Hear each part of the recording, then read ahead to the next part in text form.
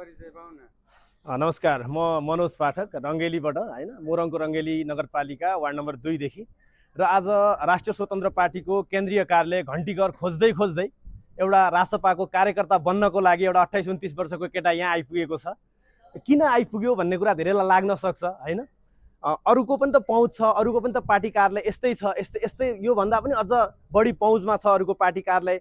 तर म जस्ता युवाहरू, हरेक युवाहरू अब देशमै बस्नका लागि त्यो अवस्था सिर्जना गर्ने पार्टी कुन होला त भनेर यसो गइरहेर हेर्दाखेरि यो पार्टीबाट त्यो मार्ग निर्देशन देखियो र अन्य पार्टीहरूले गरेको प्रतिशोधपूर्ण राजनीतिले हामी वाक्क दिक्क भएर आज रासपाको केन्द्रीय कार्यालय पहिल्याउँदै एउटा 28-29 वर्षको केटा यहाँ आइपुगेको छु र यो एउटा हामी काठमाडौँमा रहेका मोरङवासीहरू मात्रै यहाँ आइपुगेका हौँ र अहिले जनजनमा जसरी मोरङका प्रत्येक ठाउँमा गयौँ भने हामी गाउँभित्र पनि दूरदराजभित्र पनि त्यहाँ रासपामय अवस्था सिर्जना भएको छ।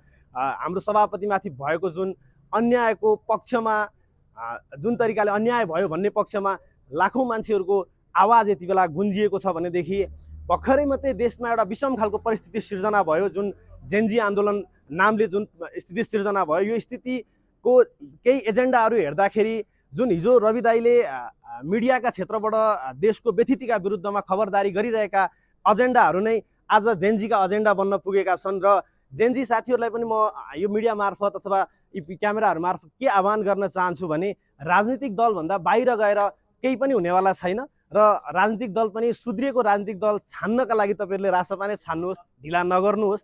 र हिजो हामीले कयौँ घटनाहरू देखेका छौँ। फेरि पनि झुटा आश्वासन दिँदै पुरानै दलहरू आउलान्, वृद्ध भत्ता मैले ल्याएको हुँ भन्लान् अथवा स्वास्थ्य बिमा मैले ल्याएको हुँ भन्दै झुटा मुद्दा लिएर आउलान्। त्यति बेला तपाईँहरू वैचारिक प्रतिकार गर्नका लागि तयार भएर बस्नुहोस् साथीहरू। अब गाउँ गाउँमा युवाहरू हुनुहुन्छ, जति बचेका युवाहरू हुनुहुन्छ, धेरैलाई त हामीलाई बेचिसकेका छन् विदेशमा, जतिजना हामी बसेका छौँ स्वदेशमा फेरि पनि झुटो आश्वासन लिएर कसैले वृद्ध भत्ता लिएको हो, कसैले चाहिँ सामाजिक सुरक्षा कोषबाट आउने जुन पैसा छ त्यसलाई चाहिँ राजनीतिक दलको भाषामा निर्माण गरेर हाम्रो दलले वृद्ध भत्ता खुवाइराखेको छ भन्दै कोही पार्टी आउँछ अथवा देश हामीले बनाउने हो भन्दै फेरि पनि झुटो आश्वासन बाँड्दै तपाईँहरूकोमा कोही नेता कार्यकर्ता आइपुग्छन् भने उनीहरूलाई मजाले तपाईँहरू वैचारिक त्यसको प्रतिवाद गर्नका लागि तयार भएर बस्नुहोस्। र सम्पूर्ण आमा बुवा दिदी दाजु दिदी बहिनीहरूलाई पनि म हार्दिक अपिल गर्न चाहन्छु कि ढिला नगरिकन अब आउने बाटो र देशले खोजिरहेको एउटा राजनीतिक दल नै रासपा बनेको छ। र अर्को कुरा के पनि म आग्रह गर्न चाहन्छु भने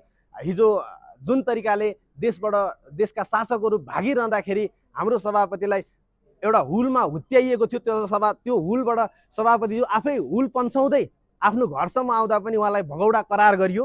र यो खालको जुन अन्टसन्ट कुरा गरेर भगौडा करार गर्नुभन्दा पनि तपाईँहरूका शासकहरू कस्ता थिए, लास्ट अन्तिम आफ्नो प्राण बचाउनका लागि भए पनि सत्ताको लागि उनीहरू सत्ता लिप्त थिए भन्ने कुरा त सबै जनताले बुझेका छन्। अब यहाँभन्दा अरू खासै केही भन्नु छैन। समय आउँदैछ, हामी गाउँ गाउँमा प्रत्येक ठाउँमा सङ्गठित हुन आवश्यक छ र एउटा मोरङदेखि सानो परिवर्तनको आवाजको सुरुवात मात्रै भएको हो।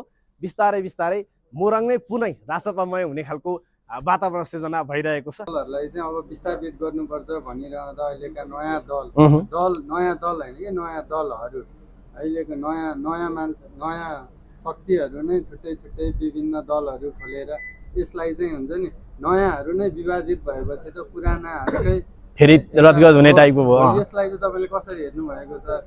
नयाँहरू के अब एकीकरण या हुन्छ नि होइन? अब यस्तो छ, यसमा नयाँ शक्तिहरू एकै ठाउँ आउनुको विकल्प छैन। यद्यपि एउटाले 5 सिट लिएर आउला, अर्काले 10 सिट लिएर आउला, अर्काले 15 सिट लिएर आउला, ती सबैमा परिवर्तनशील दलहरूमा सबैको आस्था छ हैन। पूर्वबाट हर्क साम्पाङजी उदाइराख्नु भएको छ, हर्क साम्पाङप्रति पनि ठुलो भरोसा गरेका छन् त्यहाँका जनताले। त्यस्तै गरेर पश्चिममा गोपी हमाल उदाइराख्नु होला, फेरि उहाँले पनि पार्टी खोल्नु होला।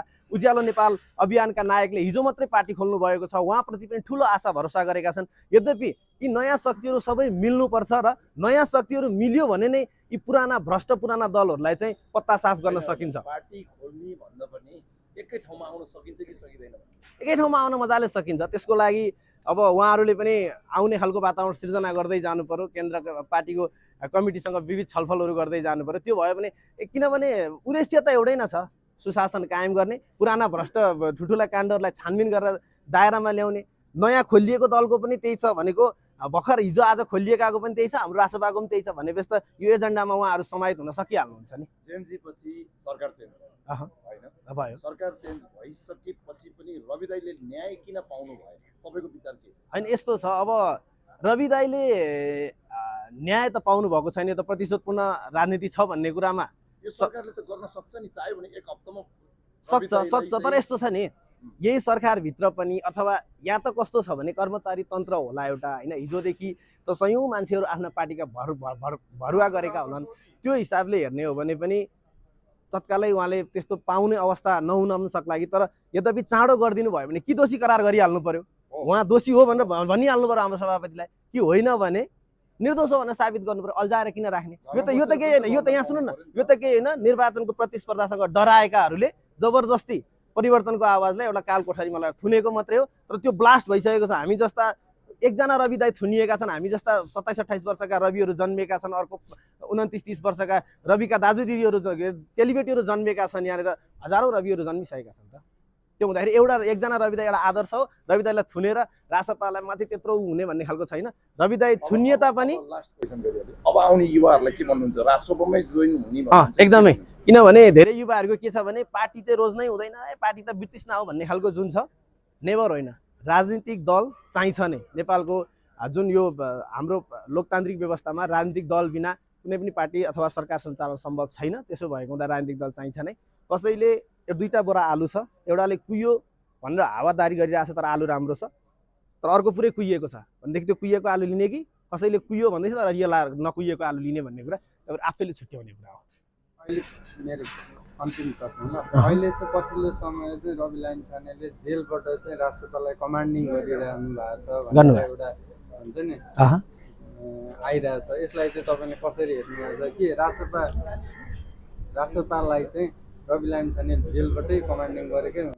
यस्तो छ, अब सुन्नु न, पछिल्लो समय चाहिँ जेनजी आन्दोलन पछाडि राष्ट्रपा हत्याउनका लागि धेरैले खोजे भन्ने खालका समाचारहरू पनि आए, यद्यपि यसमा तथ्य छ छैन मलाई थाहा छैन। रवि एउटा मात्रै हामी जस्ता समर्थकको पनि एउटै मात्रै आवाज के हो भने हाम्रो सभापति रवि दाइ नै हो। कि त उनलाई दोषी करार गरेछ भने त्यति बेला फेरि लोकतान्त्रिक दल हो, त्यहाँ फेरि अधिवेशन होला, निर्वाचन होला, अथवा सर्वसम्मतिलाई त्यति बेला नेतृत्व कसले छान्छ अथवा कसले पाउँछ त्यो छुट्टै कुरा हो। अहिलेका लागि हाम्रो सभापति रवि दाइ यसमा दुई मतै छैन। अब सभापतिले त्यहाँभित्र रहेर पनि पार्टीका गतिविधिहरू चलाउनु, अन्य नेताहरूलाई निर्देशन दिनु, त्यो त राम्रो कुरा हो नि, होइन र? अन्तिम प्रश्न हो, अहिलेको उहाँले भने जस्तै अहिलेको सरकारले चाहिँ रवि लामिछानेको मुद्दालाई चाहिँ कसरी हेरिरहेको छ? अब यो चाहिँ उहाँहरूले कसरी हेरेको छ भन्दा नि कसरी हेर्नुपर्छ भन्नु भने अझ सुन्दर होला यस प्रश्नलाई। उहाँलाई कसरी हेर्नुपर्छ भने कि उहाँलाई किन ढिला गरिएको छ, कि उहाँलाई दोषी हो भने दोषी करार गरिहाल्नु पर्यो। हामी पनि स्वतःस्फूर्त हामी जस्ता कार्यकर्ता पनि दाइले गल्ती गरेको छ, सजाय पाउनुपर्छ भनेर हामी पनि त्यति बेला त्यो भावनाको भागीदार बनौँला। नत्र भए अनुसन्धानको नाममा वर्षौँसम्म थुनेर एउटा परिवर्तनशील आवाजलाई अथवा परिवर्तनशील व्यक्तिलाई, देश बनाउन हिँडेको व्यक्तिलाई एउटा 4 पाटे कोठामा लगेर 2x4 को कोठामा अथवा 5x7 को कोठाभित्र लगेर चाहिँ कुण्ठित गर्नु हुँदैन। त्यसरी नै हेर्नुहोस् भन्न चाहन्छु सरकारका शासकहरूलाई, सरकारमा बस्ने सम्पूर्ण विशेष सम्बन्धित निकायहरूलाई त्यो भन्न चाहन्छु। धन्यवाद सबैजना। Thank you so much.